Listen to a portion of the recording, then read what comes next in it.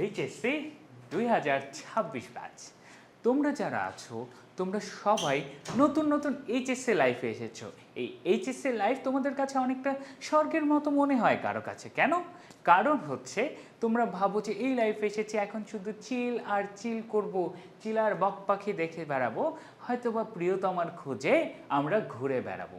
কিন্তু HSC life আসলে এটা নয়। হ্যাঁ, তোমাদের বিগত জীবনের যে বাকি 10 বছরের পড়া ছিল, সেই 10 বছরে যে পড়াটা পড়েছো, সেই পড়াটাতে কিছু গ্যাপ থাকলে তোমার সেটা রিকভার করার সুযোগ থাকে।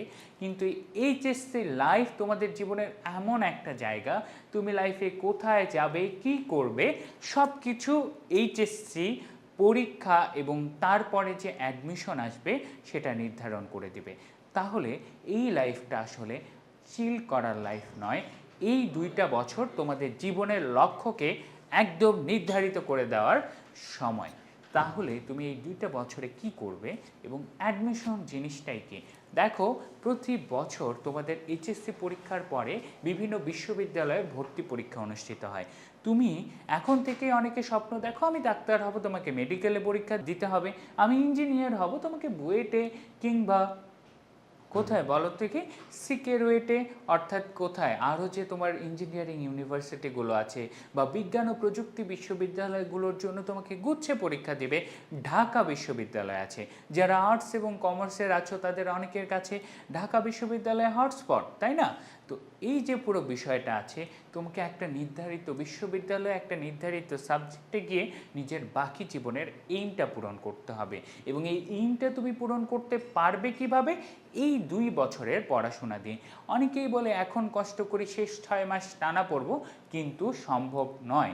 2 বছরের পড়া কখনোই 6 মাসে পড়া সম্ভব নয়, যেখানে সেই 6 মাসে তোমাকে আরও অনেক নতুন কিছু পড়তে হবে। তুমি যেটা তোমাদের এইচএসসি লাইফে বেসিক থেকে পড়োনি, তোমাকে অ্যাডমিশনে গিয়ে জানতে হবে। এখন যদি তুমি অ্যাডমিশনের 6 মাসে গিয়ে 2 মাসের পড়া 6 মাসে পড়ো, তুমি অ্যাডভান্স বিষয়গুলো জানবে কিভাবে? সুযোগ নেই। এবং এটাই সত্য, শেষ 6 মাসে গিয়ে এত লাখো শিক্ষার্থীর ভিড়ে প্রত্যেকটা বিশ্ববিদ্যালয়ে কোনোটাতে 100-র বিপরীতে একটা সিট, কোনোটাতে 20টা 22টার বিপরীতে একটা সিট, অর্থাৎ এতজন শিক্ষার্থীর সাথে তোমাকে লড়াই করে তারপর নিজের স্বপ্নের জন্য একটা আসন নির্ধারিত করতে হবে। সেই কারণে এইচএসসি 26 ব্যাচ আজ তোমাদের শুরুর যাত্রা। যে শুরুর যাত্রা হচ্ছে, তুমি আজ থেকে যে সাবজেক্ট পড়বে সেই সাবজেক্টের একটা সেপারেট খাতা থাকবে তোমার। যে সেপারেট খাতায় যে টপিক পড়ছো সেই টপিকের প্রত্যেকটা গুরুত্বপূর্ণ তথ্য তোমার নোট থাকবে। যেই নোটগুলো তোমার এইচএসসি লাইফেও কাজে দিবে, অ্যাডমিশন লাইফেও কাজে দিবে। কিন্তু অবশ্যই আজ ধরো তুমি একটা স্পেসিফিক টপিক পড়লে, সেই টপিকটা আগামী 1 মাসের মধ্যে অবশ্যই একবার রিভিশন দিবে।